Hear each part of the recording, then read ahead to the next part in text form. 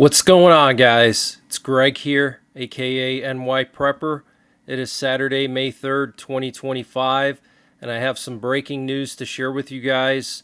Right now it is 13:01 Eastern Time here in the United States, and we have some major breaking news coming in from Eastern Europe. So what you're looking at here is some video footage showing what appears to be a Ukrainian missile attack on the Crimean bridge last night. Now, so far, this footage has not been confirmed by any sources, so I don't know if this is fake footage or what. It looks pretty real to me. You can see the bridge there, and you can see this projectile coming down from the sky. So maybe Ukraine used some kind of a ballistic missile to hit the Crimean bridge. This is absolutely insane. But I will be monitoring any information related to this. And late last night, we had a flurry of U.S. nuclear codes transmitted shortly after this supposedly happened. And there was a massive Ukrainian drone attack on Crimea. And just a few minutes ago, we had a tactical nuclear code transmitted by U.S. nuclear forces. So something is definitely brewing. And next week, we have the Russian Victory Day parade. So potentially Ukraine could do something to Russia around the time of the Victory Day parade. We're also hearing some reports that the Russian FSB is planning some kind of a false flag operation. And this afternoon, we have a U.S. B-52 nuclear bomber looping over Louisiana, and it flew over Texas and Arkansas. And we also have a U.S. Navy P-8 Poseidon subhunter that was flying really low off the coast of Kaliningrad. And something's brewing over here in Kaliningrad, because 2 nights ago we had 3 E-3 Sentry AWACS planes patrolling this area. There was one in northern Poland that came from Norway, and then there were 2 in Latvia. So something's definitely brewing in this area. There was also a Russian Air Force cargo plane that flew to Kaliningrad just a couple of hours ago, probably delivering weapons and supplies. Okay, so this is very concerning. And the U.S. may face widespread power outages this summer, similar to what happened in Spain, warned Secretary of the Interior Doug Burgum. We saw what happened this week in Spain. The same could happen in America this summer, Burgum said in an interview with Fox News. Wow. So guys, make sure you have everything you need to survive a long-term grid down situation. And the Russian Ministry of Defense claimed that they shot down 170 Ukrainian drones and 11 Ukrainian missiles across 6 regions of Russia last night, with 100 of them being directed towards Crimea. And we have some new video footage showing a massive drone strike on a residential building in Novorossiysk in Russia, damaging 3 apartment buildings and injuring 4 people. Apparently, the Russian Black Sea Fleet base in Novorossiysk was the main target of this attack over there. So, very, very serious strike last night by Ukraine. And what you're looking at here is video footage of the first time that an unmanned vehicle ever shot down a military fighter jet. So a Ukrainian maritime drone shot down a Russian Sukhoi 30 air superiority fighter using a Magura maritime drone equipped with anti-aircraft missiles. So this thing literally has like Stinger missiles attached to it, and it can float on the water and launch those missiles at any kind of aircraft. So that is absolutely insane. And we have some major breaking news coming out of Lithuania. Lithuania will be conducting a massive military training exercise throughout May. Around 8,000 Lithuanian and allied troops will take part in various levels of training. More than 1,000 units of military equipment, including several dozen aircraft, ships, and other assets, will be involved. Wow, 8,000 troops and more than 1,000 units of military equipment, including several dozen aircraft, ships, and other assets. That is huge. When you hear that number, 8,000 troops, that doesn't sound like much, but you got to keep in mind these are not like infantry forces. They're a combination of infantry forces, artillery forces, tank forces. So, you're not going to have, 100,000 artillery troops, okay? So this is a massive amount of equipment, though. And Iran will respond strongly to any military threat and does not take such warnings lightly, the government spokesperson Fatima Mohajirani said on Saturday after U.S. Secretary of State Marco Rubio warned that Iran must halt uranium enrichment or face serious consequences. Iran will give a very strong response if they take any action. We are absolutely not joking about this, Mohajirani said in remarks to ILNA news agency. We will not back down from threats on this issue under any circumstances. So very interesting. The U.S. is basically doing a complete 180. We're hearing that the Iran nuclear talks have completely collapsed. There's not going to be any more nuclear talks, and now Rubio issued this warning to Iran that if they don't dismantle their uranium enrichment, that there will be severe consequences. Okay, so it looks like the Trump administration is probably going to strike Iran with Israel in the coming weeks, and now the Iranians are warning of a response. Okay. So the big concern here is if a war breaks out in Iran, our oil supply could come under attack, and also international shipping lanes could come under attack. So be prepared for that. And another missile was launched at Israel by the Houthis this morning.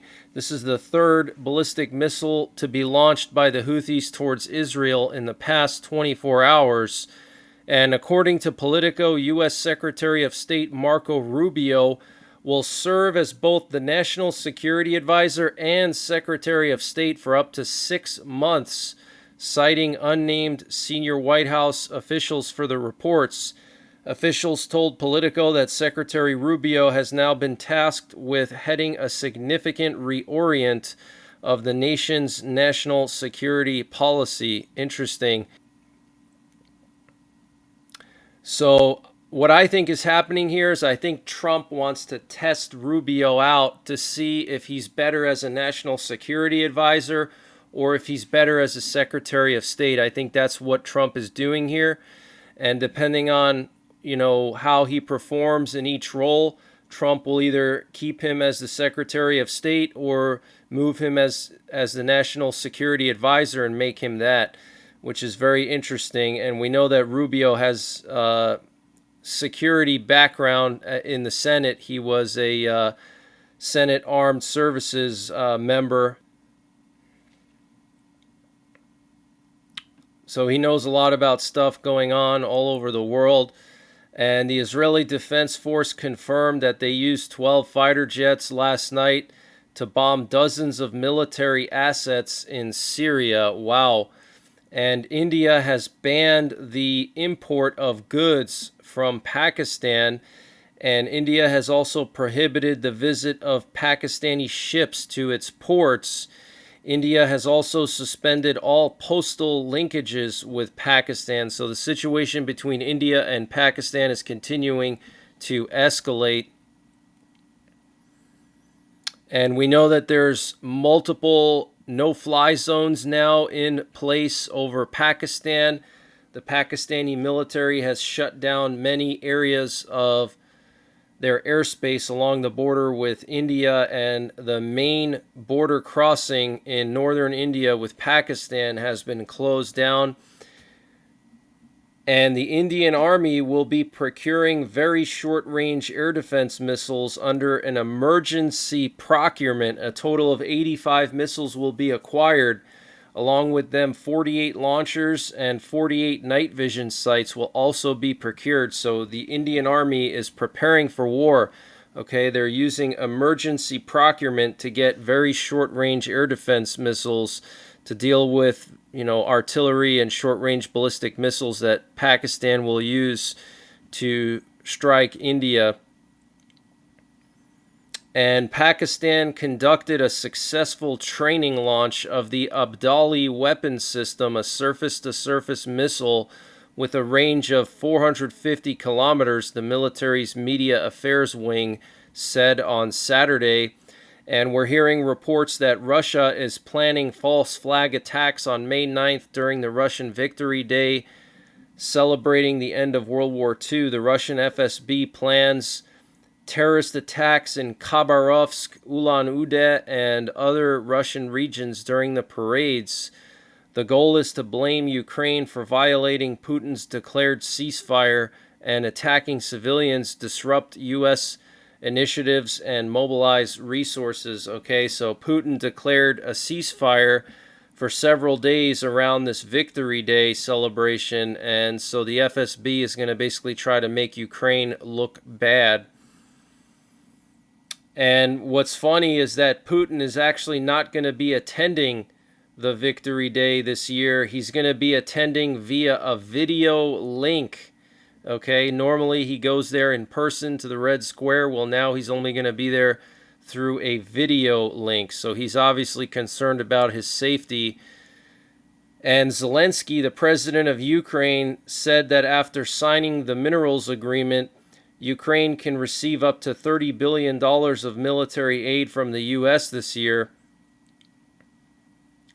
And the British Foreign Secretary David Lammy spoke to U.S. Vice President J.D. Vance on May the 2nd, during which the two leaders discussed Russia's war against Ukraine. And we know that J.D. Vance said to Bret Baier just 2 days ago that the war in Ukraine is not going to end anytime soon.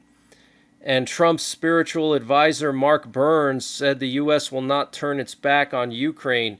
He said, "I shared with Trump what I experienced in Ukraine, told him about the atrocities committed by Russians against Ukrainian women, children, the elderly, and civilians." And Turkey has blocked Israeli Prime Minister Benjamin Netanyahu's airplane from flying over their airspace on a trip to Azerbaijan. And the U.S. ability to defeat China in Taiwan is now being threatened, top Indo-Pacific commander warns. Admiral Samuel Paparo said Beijing is outpacing Washington in weapons systems production.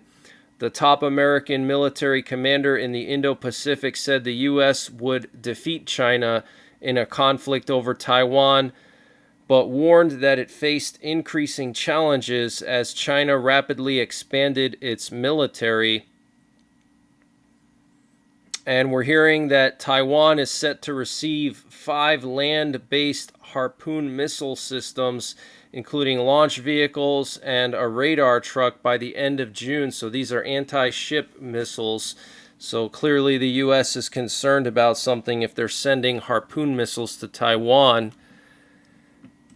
And what you're looking at here is the official press release from the Defense Security Cooperation Agency confirming that the U.S. State Department made a determination approving a foreign military sale to Ukraine for F-16 training and sustainment and related equipment for an estimated cost of $310 million. The government of Ukraine requests to buy equipment and services in support of its F-16 aircraft. The following non-MDE items will be included: aircraft modifications and upgrades, personnel training related to operation, maintenance and sustainment support, spare parts, consumables, and accessories, and repair and return support, ground handling equipment, classified and unclassified software delivery and support, classified and unclassified publications and technical documentation, studies and surveys, U.S. government and contractor engineering, technical and logistics support services, and other related elements of logistics and program support. The estimated total cost is $310 million. This proposed sale will support the foreign policy goals and national security objectives of the U.S. by improving the security of a partner country that is a force for political stability and economic progress in Europe. So, strong words here from the U.S. government about this sale. Looks like the Trump administration is doing a complete 180. And then here we have some video footage coming out of Russia near Novorossiysk. You can see something is burning over there. Apparently this is the Kacha airfield, okay, massive Russian military air base. Okay, but that's the latest breaking news that I have. I may be back later on tonight with another update. I will be busy this weekend with family events, so I won't be able to post these updates probably at all. If I can, that will be great, but don't rely on that. And I will be taking the 24/7 stream down this afternoon for several hours, but it will be back up and running this evening. So until the next time, take care, God bless, and don't forget the 3 Ps: prepare, practice, and persevere. And this update was sponsored by EMP Shield. Guys, EMP Shield has created a special discount just for you, the listeners of the NYPrepper channel.